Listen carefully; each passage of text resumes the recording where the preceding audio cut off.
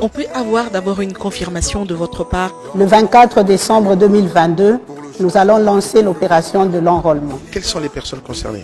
Tous les Congolais âgés de 18 ans révolus à la date du dernier scrutin du cycle électoral sont concernés par la révision du fichier. Donc il y aura une campagne en fait tout azimut pour pouvoir atteindre le Congolais là où il est. Et en quoi consiste concrètement cette application? VRAP est une application qui permet un enregistrement rapide des requérants à partir de n'importe quel endroit. On sait que cette fois-ci, l'innovation, c'est que les Congolais résidant à l'étranger... Ce n'est pas des Congolais vivant à l'étranger, mais c'est des Congolais résidents. Est-ce qu'un électeur peut s'enrôler plus d'une fois?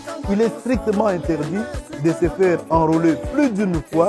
Cela constitue une infraction. D'ailleurs, pour votre information, en 2023, la carte d'électeur obtenue en 2016 ne sera plus valide.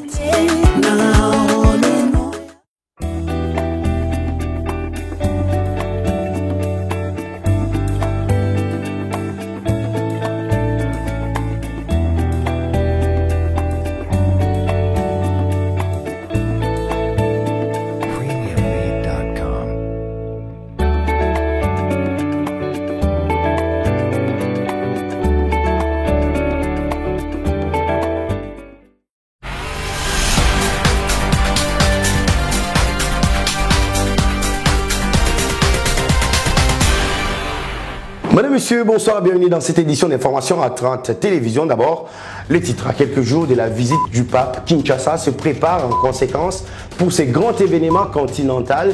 L'équipe organisationnelle confirme que tous les sites prévus pour abriter les activités papales seront prêts avant le 31 décembre de l'arrivée du souverain pontife en République démocratique du Congo. 24 heures après la reprise des cours, plusieurs enseignants de la ville de Kinshasa ont pris d'assaut la déventure du ministère des Finances. Ils réclament réajustement de la prime de la gratuité. Bienvenue. Commençons cette édition d'information par cette nouvelle. Tous les sites retenus seront prêts à accueillir le pape François le 31 janvier prochain. C'est le coordonnateur technique des travaux d'aménagement des sites qui l'a dit lundi lors du briefing presse animé conjointement avec le ministre de la Communication Patrick Mouyaya et les nonces apostoliques. Reportage. Invité au briefing presse centré sur les préparatifs de la visite du pape en RDC, le coordonnateur technique des travaux d'aménagement des sites a tenu à rassurer de l'évolution des travaux. Selon Jésus Noël Cheke, tous les sites retenus seront prêts avant le 31 janvier, date de l'arrivée du Saint-Père à Kinshasa. Le niveau d'exécution des travaux avait déjà atteint 90%, 95% pour certains sites, 80%, principalement pour les sites de Goma. Et avec ces travaux de reprise, nous pouvons donc ici aujourd'hui rassurer d'abord l'opinion que suivant les instructions de son Excellence Monsieur le Premier ministre, une semaine avant l'événement, c'est-à-dire au 25, tous les travaux sur l'ensemble des sites doivent prendre fin, en dehors simplement de quelques travaux décoratifs qui pourront se faire éventuellement la veille. Sur les 6 sites, comme vous l'avez annoncé, Excellence, qui va accueillir l'ensemble des activités du Saint-Père, soit les 11 activités retenues, en plus de 2 autres activités, en fait, qui ne s'intègrent pas directement sur un site. Il s'agit donc de toute la traversée de la ville, mais aussi la double activité qui aura lieu au niveau de l'aéroport de Njili, donc avec la cérémonie solennelle d'accueil et la cérémonie également de revoir qui aura un Njili, donc ce qui amène 11 plus 2 événements qui nous attendent. Pour sa part, le porte-parole du gouvernement Patrick Mouyaya a indiqué que tous les secteurs du gouvernement sont mobilisés pour l'accueil du pape. Il y aura des travaux d'infrastructure qui se feront autour du site et pas seulement. Lorsqu'on fait une route, vous réaménagez une route, vous accueillez le pape, mais le jour suivant, ça reste pour d'autres tâches. C'est la philosophie générale qui s'est fait, que ce soit dans les secteurs de la santé, de la communication, de la sécurité. On s'organise évidemment pour faire une économie de moyens, comme c'est le cas depuis les débuts d'ailleurs du travail du Premier ministre Sama Lukonde. Ici, de noter qu'après avoir reporté son voyage prévu en juillet dernier, le pape François entamera finalement le 31 janvier prochain sa visite en République démocratique du Congo, visite qui s'étendra jusqu'au 3 février. Et donc, lors de cet même exercice avec la presse, l'énonce apostolique a donné le programme complet de cette visite du pape en République démocratique du Congo pour Monseigneur Ettore Balestero. Avec son arrivée, le pape veut témoigner la volonté d'aider les Congolais à se réconcilier et aider le monde à regarder le Congo sous un jour nouveau. Propos recueillis par Merveille Kitita. Le pape sera ici le 31. Il visitera il y aura 6 sites qui sont intéressés autour de 11 événements. Les sites seront commencer le palais de la Nation, où le pape se rendra à visiter le président de la République, et après une rencontre avec lui, il y aura une rencontre avec, toujours le 31, avec les représentants des institutions du pays, les représentants de la société civile et du corps diplomatique. Le jour suivant, il y aura la messe, la grande messe en Ndolo, à laquelle j'invite d'ores et déjà tout le monde à venir participer pour écouter le pape. À 9h30 la matinée, à l'aéroport de Ndolo, qui sera transformé en une grande église, où tout le monde pourra participer à la messe du pape. Et il y aura millions de personnes qui sont attendues. Et finalement, plus tard, il y aura une brève rencontre avec un groupe de déplacés, de réfugiés, ici au Congo, suivi dans l'après-midi du 1er février par une rencontre avec les victimes de l'Est. Le pape, originairement, devait se rendre aussi à l'Est. À Goma, ce ne sera pas malheureusement le cas, parce qu'il n'y a pas les conditions. Pour se rendre là-bas, on doit aussi déjà avoir la possibilité d'organiser, aménager les sites, ce qui n'était, nous savons bien, au niveau sécuritaire possible maintenant, mais Goma se rendra à visiter, à rencontrer le pape, et pas seulement Goma, aussi tout l'Est. Donc il y aura des représentants des lieux du Nord Kivu, du Sud Kivu, de l'Ituri qui viendront à l'Annonciature, effectivement, pour présenter leur situation, leur expérience et recevoir une parole que le pape dirige à eux, mais à travers eux, à tout l'Est du pays, à tous les Congolais, parce que presque toutes les familles ont souffert et souffrent la violence, et ont souffert, la violence sur quelqu'un de leurs membres. Changeons de chapitre à présent, le président du parti politique Nouvel Élan, Adolphe Muzito, désapprouve la pratique des alliances jusqu'à combattre un adversaire politique en lieu et place d'élaborer un programme commun. L'ancien Premier ministre a réitéré sa position de faire les alliances, cette fois-ci sur base de programmes bien définis. Il a dit lors d'un point de presse lundi depuis la ville de Kisantu au Congo central. Depuis la ville de Kisantu dans le Congo central pour palper du doigt la réalité des administrations locales, le président du Nouvel Élan Adolphe Muzito n'exclut pas la possibilité de coaliser avec d'autres forces en perspective de prochains scrutins. Il a réitéré sa position de faire les alliances électorales sur base des programmes plutôt que de personnes. L'alliance tous a l'expérience dans l'an 60 et ça démarre toujours entre l'individu. Nga siko na lingi alliance entre ba programme. L'individu siko baya ko porter programme wana. Yango bomoni na zako ya awa pona tester na ba volonté na bino zani pona Congo. Na boke la bino o yanga makandisi. So na moni ko bonne yango na moni ke kambo na orientation na sali yango ba ngo na lingango déjà. Eza ko on a une titrisation. Avantage nous les amis que na Kambamboka. Là on va passer à Pétabane. Tout assis à Kumba tout kasala d'accident. Na on doit Kumba nante asala accidenté. Na a Kumba asala accident. Il nous faut la nous banane. Na la préciser. Naza président, il y a un pays qui objectif faisait élection. Parce que bah, comment on va électionner comme si les élections en elles-mêmes suffisent et qu'il suffit qu'on change, qu'on ait les élections, qu'on ait des dirigeants pour que ça change. On a changé plusieurs fois. Le changement n'est pas porté par un individu s'il n'a pas de projet. Et s'il n'est pas en communion avec les autres à travers le projet. Le numéro 1 de Nouvel Élan a par ailleurs appelé à la réforme du pouvoir judiciaire instrumentalisé selon lui par le pouvoir politique au travers de réformes foncières, minières et forestières. Toujours dans la province du Congo central, l'autorité morale du Nouvel Élan, Adolphe Muzitu, a échangé ce mardi avec le secrétaire du bureau administratif du secteur d'Engemba.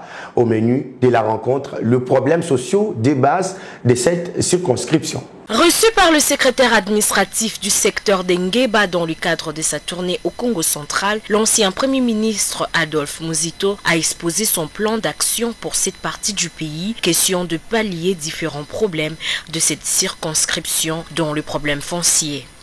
J'irai jusqu'au niveau provincial pour un peu constater les difficultés et les perspectives de solutions qui pourront venir de vous et de mes propres analyses avec mes équipes. Ça me permet de faire mon programme en tant que parti politique pour les prochaines élections. C'est dans ces cadres-là que je prends acte de toutes les difficultés, dont celles en rapport avec les conflits fonciers dont nous allons parler sommairement. Et parce que moi je pense que pour résoudre le problème des conflits fonciers qui nous opposent aux investisseurs, aux gens, aux détenteurs du pouvoir politique, mais aussi aux administrations judiciaires ainsi qu'aux étrangers. De son côté, l'administrateur du secteur d'Engemba a interpellé toutes les personnes qui s'approprient des terres sans remplir les conditions adéquates. Papa Muzitu est dans le secteur d'Engemba, en tout cas tout ce pays mingi.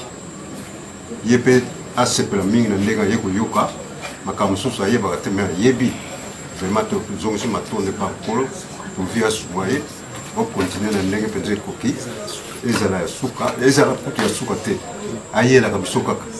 Kutokutana, tout ça avait changé ma idée, la ndenge a eu trop personne.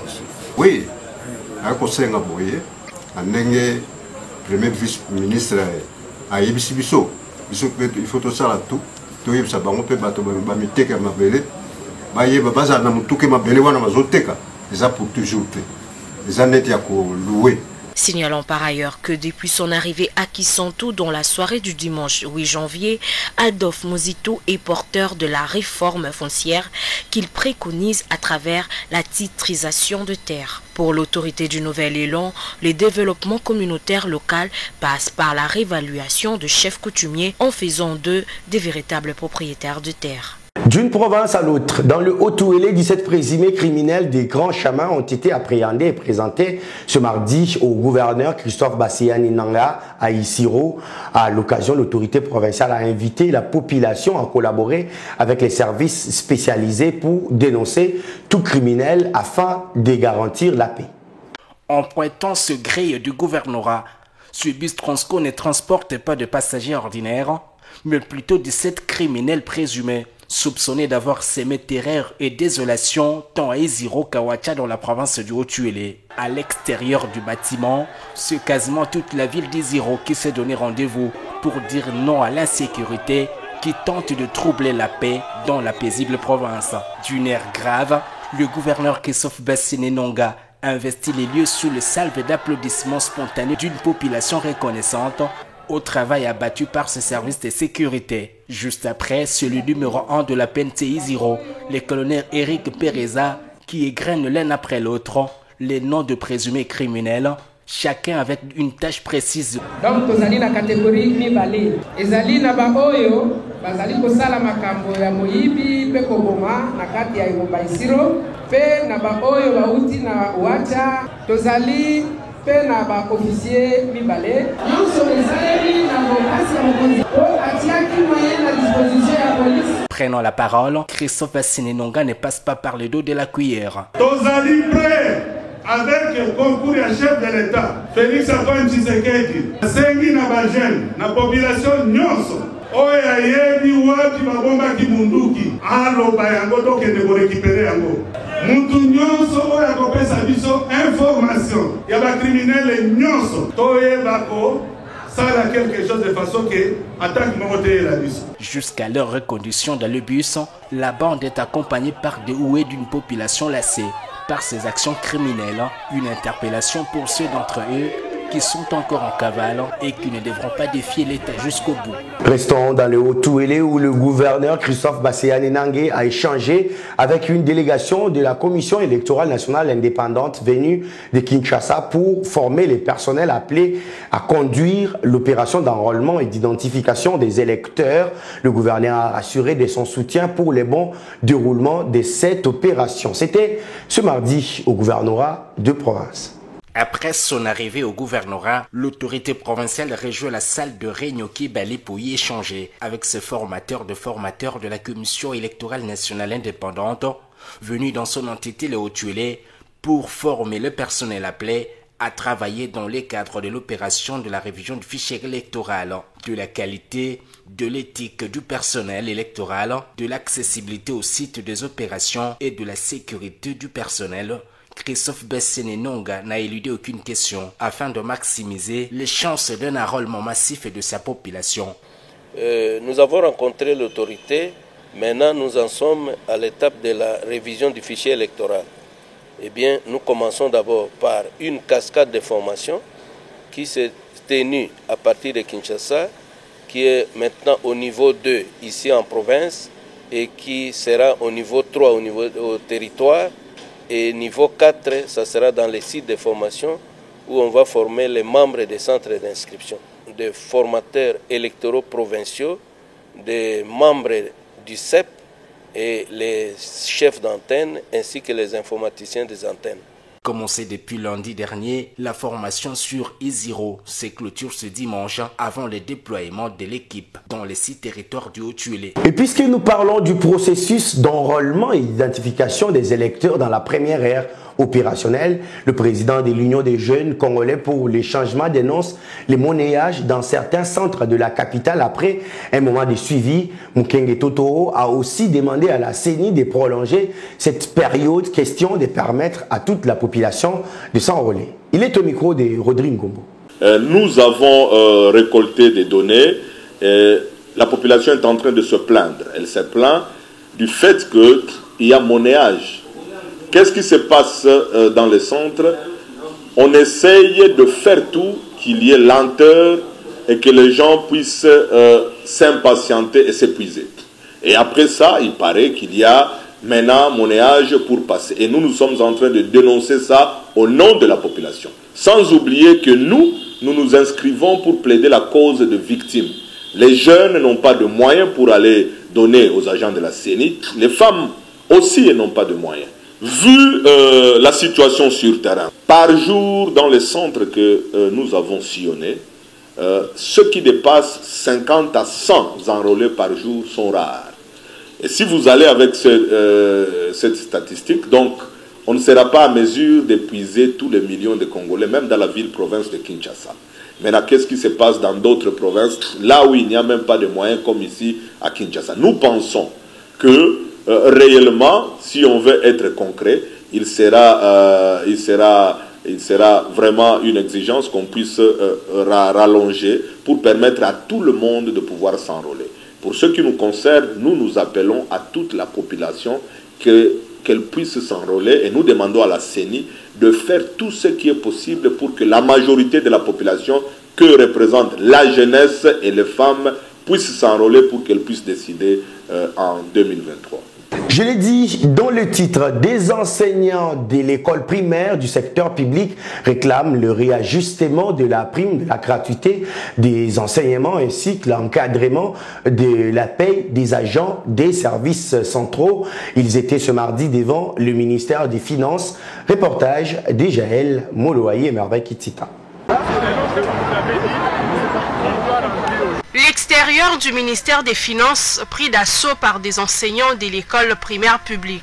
Chez le ministre Nicolas Kazadi, ces professionnels de la CRE ne désirent qu'une seule chose, la mise en application des accords de Mboué-la-Loge signés entre le gouvernement et les banques syndicales sur le réajustement de la prime de la gratuité. Le total pour les enseignants ici, c'est 1 200 000 francs congolais qu'on devait normalement nous envoyer. Et chaque fois, chaque mois, nous touchons que 720 000. Nous touchons 720 000. Au lieu de nous envoyer les 1 200 000, on nous envoie que 720 000, c'est-à-dire 30 000 par enseignant. Ce qui est ministre, batu baza kobetela yo maboko eza esengo pe lipamboli na yo.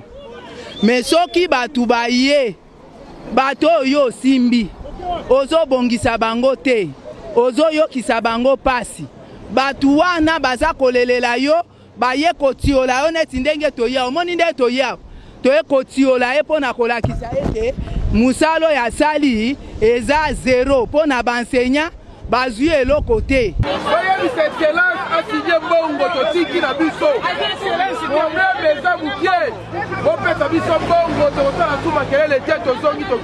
La même situation de non-paiement fait l'objet de la grève déclenchée depuis lundi dernier par les enseignants des écoles primaires publiques de la province du Nord Kivu. Mesdames et messieurs, c'est la fin de cette édition d'information. Merci à vous de l'avoir suivi. L'actualité reste en continu sur le www.actu30.cd. Au revoir.